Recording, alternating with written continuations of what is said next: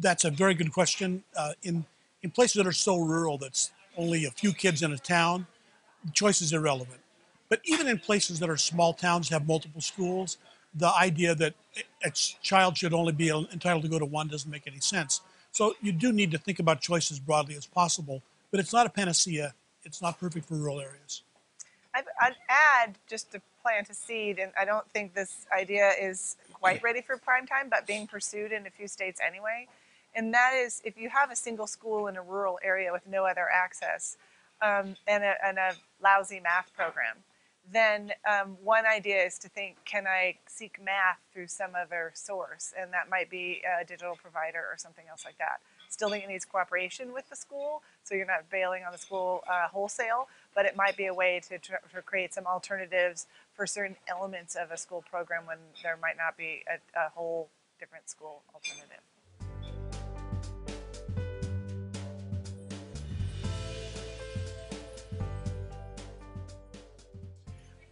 So the existing educational talent pool doesn't include a lot of that, and it does take some time. Um, but what we found around the country is that a district that goes in the direction of saying we're going to give people more freedom of action, we're going to hold them accountable for results, becomes a magnet for talent. They get people to come in. They also find that teachers who are very skillful but didn't want to lead a school in the traditional way suddenly want to do the job. And then people start seeking training. The, there are different aspects of performance management. Some of it is just budget management. Interestingly, parochial school principals, who are no smarter than public school principals, have been doing that for a long time. This is learnable. But it is true that over time, if you create an environment where entrepreneurship is favored, experimentation is a good idea, people are responsible for the results, people that really don't want to do that and want to follow rules eventually leave the profession, and people that see it as an opportunity to accomplish something do come in.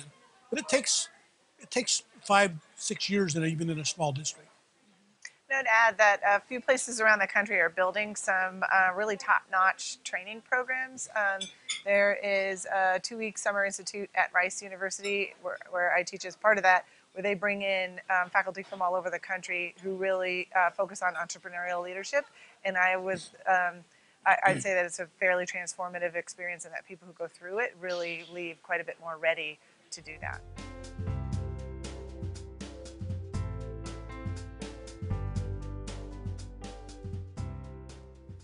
So this question of whether or not it's certainly not conclusive that smaller class size trumps teacher quality. And when we ask teachers those questions, so first of all, that we don't usually ask them, right? We say, here's your new salary, and this is their new class size, and that's how it is. So we don't usually ask them.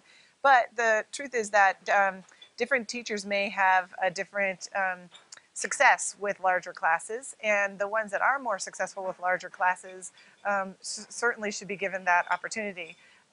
For the kids, if you have a smaller, more effective fleet of teachers, then more of your students will be exposed to a top, highly effective teacher.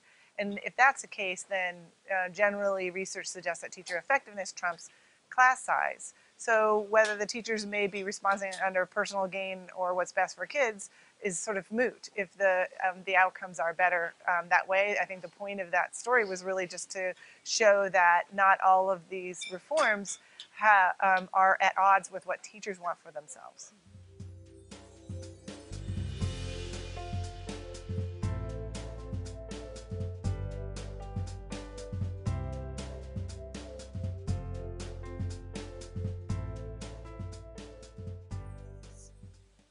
Well, one solution is to make sure that the funding playing field is level, so that charter schools get access to the same amounts of money per pupil that regular public schools do, and then they get access to the same uh, uh, facilities and the like.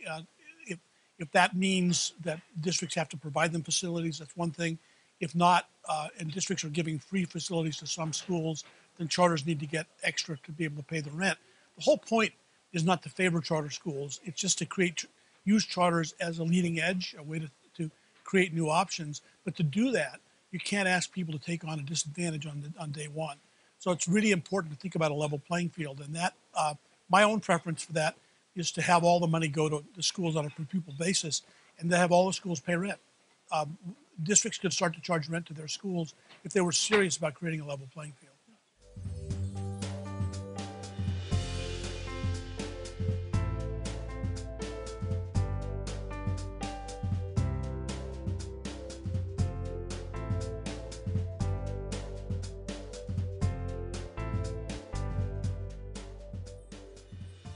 I'll start with the first part, which is that there are many teachers within the system that are already innovating oftentimes when they close their classroom door. And they do, I mean, we've all had our kids in a terrific classroom.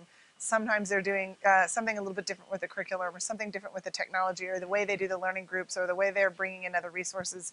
And what this idea is about is embracing that and making it part of the reform strategy. And so actually believing in the people in the system that they will find ways to do things better if given some of the more flexibility to do so. So I don't think it's at odds with teachers. There are certain collective bargaining provisions that like uniformity, and I think that the teachers are the best ones to have those conversations with their unions rather than potentially the policymakers to do that. And I think that that can and is happening in many places around the country already. Just some addition to that, that there will be some teachers unions that will resist changing the status of teachers, changing the way money is used. The only way to move in that situation is to use mechanisms to create schools that are outside that. So to try to draw teachers into contract or charter schools, increase the number of opportunities in those places, build a constituency for reform within the teaching force. That starts to weaken the support for the union. But the accountability for performance and developing new options has to happen whether or not the union goes for it. And unions can actually cooperate in a way that retains a lot of the power of collective bargaining for themselves and still lets schools innovate. But intransigent unions do have to be subject to competition.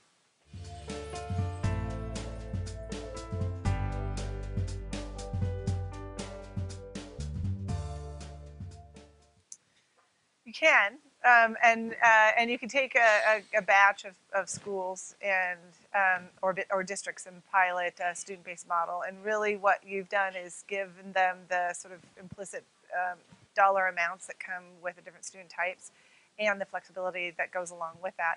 I mean, it's piloted all over the country already, right? So because they have entire districts that do it, or districts that do it with parts of their school, sets of their schools, and some states that have various elements of their funding formula under a student-based allocation system already. So the question is, is it one of trying to get people used to the idea? The other thing about, or are you really trying to learn something from it? And there's quite a bit to learn already. If you are trying to get people used to the idea, you can restructure their allocations so they're in per pupil amounts and not necessarily immediately turn over all the flexibility with it. The problem is that you're not going to get as many benefits with that if you hold back on that. And generally speaking, if a district turns over, moves to student-based allocation, or a state does with its districts, then it may not necessarily in the first year promote all sorts of changes in the way dollars are spent. A district could opt to just spend the money the way they spent it last year. And really only make moderate changes as they went. And so I think if you're trying to pilot something, you're really trying to learn from it, and you shouldn't assume that it's going to have a big impact on everybody right away anyway. So what you're looking for are the differentiated effects once you initiate it.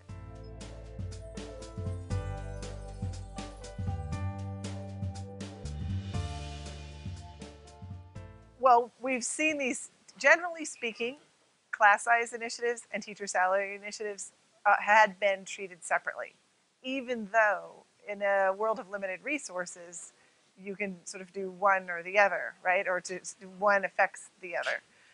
But we have seen class size reduction over the years, and we have seen salary increases over the years. But rarely are they made as a trade-off in that explicit manner. But one that I think that people are ready for that discussion. If you compare the United States to other countries, the United States has gone the route of adding more staff, whereas other countries have gone the route of paying a smaller number of staff more and professionalizing them more. And so our country as a whole has sort of chosen the class size reduction route, whether it was purposeful or not. But I do recommend that districts have those conversations with their teachers, and maybe they want to have them on a school by school basis, and maybe they want to have them for certain subjects and not others. And we see that happening a lot in more site-based controlled environments.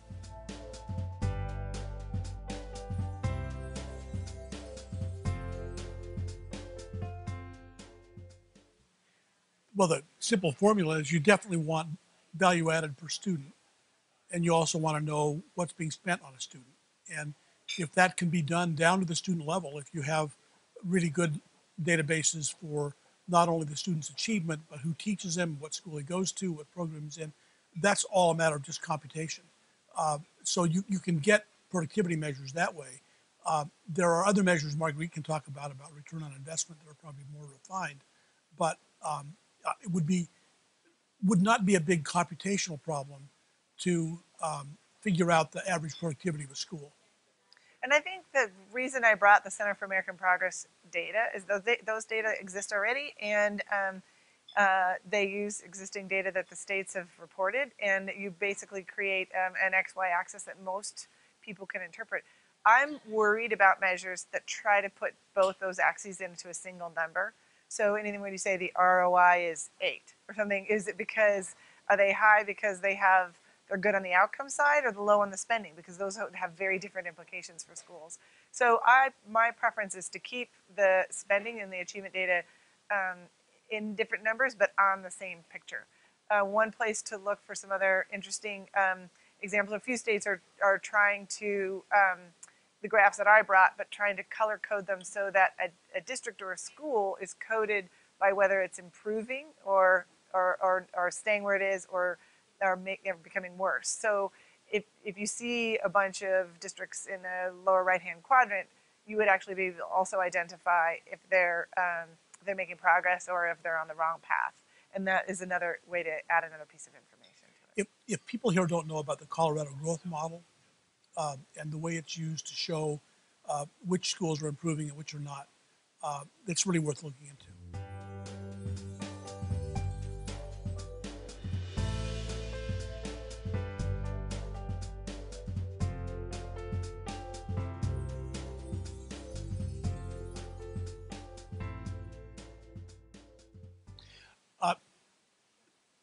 In small part. In much larger part, it's been due to advocacy, people understanding you can't sell the idea of just spending more on schools. So you say schools need something more. They need an art teacher. They need a new program. And a lot of it's been driven by state legislatures that want to increase spending, but don't want to put it in the hands of the district for fear that unions will bargain it away. But it's kind of a society-wide phenomenon. The federal government has played a part, but it's not been the main player.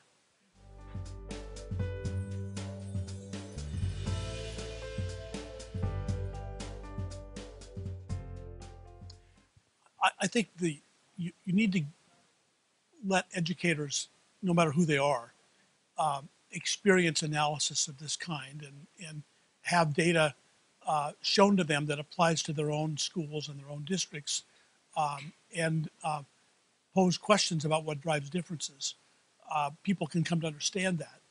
I don't think you can, simply by helping people understand the concepts and seeing how they apply, persuade somebody who just is against it. But you can certainly take the mythology out of it and make people see the benefits of using optimizing data in some circumstances. And I think that's where the element of the trade-offs comes in play, because it used to be, should we lower class size or not? Sort of almost in the abstract by itself, as though it was revenue neutral, as a choice, or that it didn't have implications elsewhere in the system. And the idea of, should we lower the class size or increase salaries, or should we, many things we could do. Should we change the benefits rate this year and add full day kindergarten, or can we if, let's say the librarian's leaving, this is an exercise some of my students have done in the past, how many more weeks of school could that add on if we chose not to replace the librarian, but to lengthen the school year? And if people could see cost equivalent trade-offs, then they could see the opportunity cost of the decisions at hand. And I think that would change the dialogue all throughout the system for all the different players, because each one isn't, are you a for or against, but it's, do you want this, or would you rather have the other thing that you could also get with those same funds? Margaret, you have a great briefing on making common denominator trade-offs. Is there a way we can, is there that on one of the websites or? Yeah, and actually, I would say that so we've done a lot of these cost equivalent trade-offs for people and said this is equal to this, and which are the most interesting. But I would also recommend ERS is Education Resource Strategies has an online game, and you can also order the cards and play it with a group called Budget Hold'em. And it's a deck of cards that show you a bunch of different things and what their cost implications are for a school district. And you can play your deck of hands to do things that are going to create increases in outcomes and cost savings. And you can do it within a target. Let's say your district needs to make a 2% budget cut. Then you can say, and we need to make 2% budget cut. So what are we willing to play? And a group of people can do that together in an online experience or within a physical set of cards. But the whole deck, it creates a whole set of trade-offs that can really change the conversation.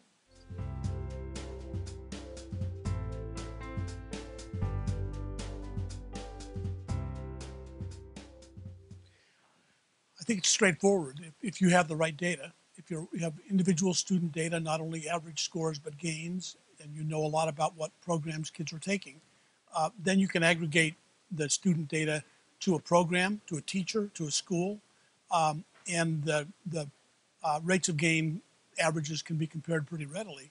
It is an analytical activity that school districts are not used to doing. It's probably something they need to hire out to economists or to other vendors.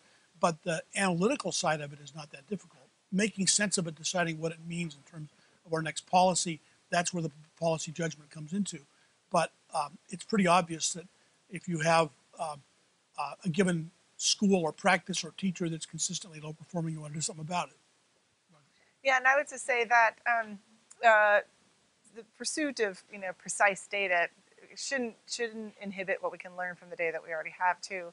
And I think where I put up that scatter plot on performance and spending outcomes, we do know that the mix of resources expenditure choices in the districts that were very much at the top of that chart are yielding greater outcomes. Whether we can pinpoint exactly what did it or not may not be possible, but we can look in there and say, well, generally they're doing this or they're doing this other one, or maybe I could get there if I made some other tweak in my system. But so far, the system's not been asked to think about spending and outcomes together in the same approach. So I think even just starting there is really what begins the conversation and changes the way people think about their spending decisions altogether.